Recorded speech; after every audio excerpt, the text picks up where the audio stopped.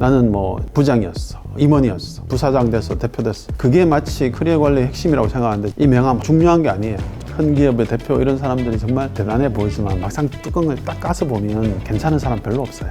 대리나 팀장 정도 과장에 머물러 있을 수 있어요. 당장의 직위는 낮지만 뛰어난 사람들이 진짜 이렇게 있거든요.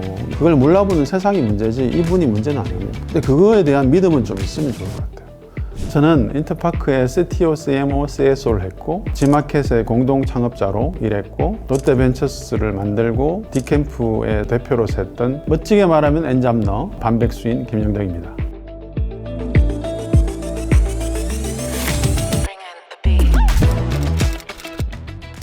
지금은 포스코 ICT라는 회사인데요. 이 회사에서 석사를 마치고 연구소의 연구원으로 직장생활을 처음 시작하게 됐는데 그때가 막 인터넷 비즈니스가 시작되는 시점에 네트워크와 데이터베이스가 융합된 소프트웨어를 개발하는 일을 시작하게 됐죠. 천재적인 프로그래머들이 주변에 많았어요. 사실 개인적으로 좀 좌절을 느끼죠.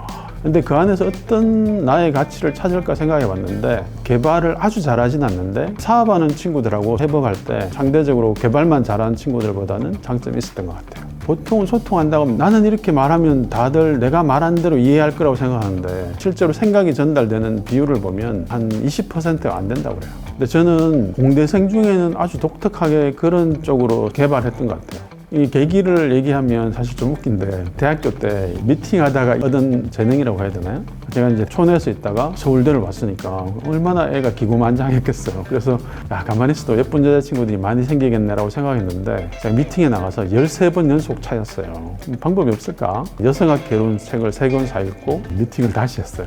그 다음에도 연속으로 한 10번 정도 차이고 자괴감이 들더라고요. 근데 그때 대학 1년 선배가 있었는데 외모나 이런 종합적인 면에서 제가 월등히 나은 것 같은데 주변에 여자친구가 너무 많은 거예요. 말도 안 된다. 미팅에 한번 데려가더라. 따라갔는데 내가 말하는 아주 멋있는 말들은 반향이 없는데 그 형이 말하는 아무런 의미 없는 얘기들이 그녀들은 좋아할까에 대해서 고민하다가 하나의 키워드를 찾았어요. 이게 가벼운 농담. 우리가 보면 쓸데없는 얘기가 굉장히 쓸데가 있어요. 근데 이걸 조직에도 똑같이 적용할 수 있어요. 조직 문화를 이렇게 부드럽게 만들어 놓으면 위기 상황이 굉장히 강하다고 생각해요. 직원들이 편하게 하는 아주 사소한 얘기들이 잘 들어보면 이 대표한테 종합적인 상황 인식을 하게 해요. 직원 한 명 한 명도 일종의 센서거든요. 센서. 그러니까 우리가 시장에 나갔을 때 내가 10개의 센스를 다 받아들여 가지고 판단하는 거하고 한두 개의 정보만 가지고 판단하면 이 오판할 가능성이 굉장히 높거든요. 편하게 싫은 얘기도 할 수 있고 대표님 그러면 안 돼요 뭐 이런 얘기들을 함부로 할 수 있는 문화가 돼야 개개인들이 가지는 정보가 대표로 쉽게 수렴이 되는 거거든요. 옛날처럼 나를 따르라 이런 시대는 이미 끝난 거죠. 이게 굉장히 중요하다고 생각해요. 아이디어를 할 때 제가 이제 쓰는 방법 중에 스스로 붙인 이름인데 댕글링 메소드라는 게 있어요. 뭐 예를 들면 아침에 출퇴근하는데 굉장히 힘든 것 같아. 막 사람들한테 치이고 대안이 없을까 이런 거면 교통대책, 뭐 차량 이런 걸 생각할 텐데 저는 문제를 그렇게 접근하지 않고 관계가 아주 직접적이진 않지만 연관이 있는 것들도 1단계, 2단계, 한 3단계 이렇게 레이어링해서 쭉 머릿속에 집어넣고 자면 어떤 일이 일어나나 하면 이렇게 다양하게 파편화된 정보들이 머릿속을 막 돌아다니거든요. 충분히 습득하고 숙성을 시킨 다음에 이렇게 머릿속에서 딱 들어올려요. 그럼 여기 다양한 생각들이 달려 올라오거든요. 전형통한 녀석이 여기에 달려 있거든요. 이게 사실은 남들이 생각하지 못한 독특한 대안이거든요. 그때 이제 G마켓을 생각하게 된 계기는 인터파크에 개발팀장으로 가서 한 6개월 일했는데 그렇게 날밤을 새면서 시스템을 만드는데 너무나 하찮은 수준의 매출이 나오고 좀 어이가 없죠. 처자식이 있는 남편이자 아버지가 인생의 전부를 건 거였는데 왜 이렇게 사업이 잘 안 되지? 제가 데이터를 보니까 물건이 빨리 올라와야 되는데 이게 너무 더딘 거예요. 그때는 이제 백화점 MD들이 대부분 인터넷 쇼핑몰에 MD로 왔었거든요. 일일이 상담하고 뭐 계약서 쓰고 술도 한두 번 마시고 그런 다음에 상품이 올라와요. 그래서 제가 MD들한테 야 너희들 좀 열심히 일해라. 야 너가 MD에 대해서 뭘 아냐. 개발이나 해. 비아냥거리더라고요. 젊음의 패기로 엄청 싸웠죠. 회사 임원회의에 가서도 막 반삿대질 하듯이 싸우고 그래도 설득이 안 되길래 여기 내부에서는 안 되겠다. 회사를 새로 만들어야 되겠다라고 생각하고 9줄짜리 사업계획서를 썼어요. 일종의 아무나 상품을 등록해서 팔게 하자. 고객은 그걸 가지고 가격을 내고하면 사게 하면 좋겠다. 그리고 이 모델은 굉장히 좀 혁신적이라 미국 시장에 빨리 진출하자. 그러면 나중에 나스닥에 상장하면 좋지 않겠냐라고 해서 파워포인트를 세로 포맷으로 이렇게 써서 결제판 사이에 딱 들고 눈에 힘을 빡 주고 대표님 내가 이런 사업을 한번 해보고 싶다라고 말씀드리니까 아, 그래 해봐. 그러고 나서 만든 게 이제 지마켓이죠. 저는 사실 기회를 포착한다기보다는 대부분 찾아왔던 것 같은데 그렇다고 해서 제가 뭐 모든 제안을 다 받아들이진 않아요.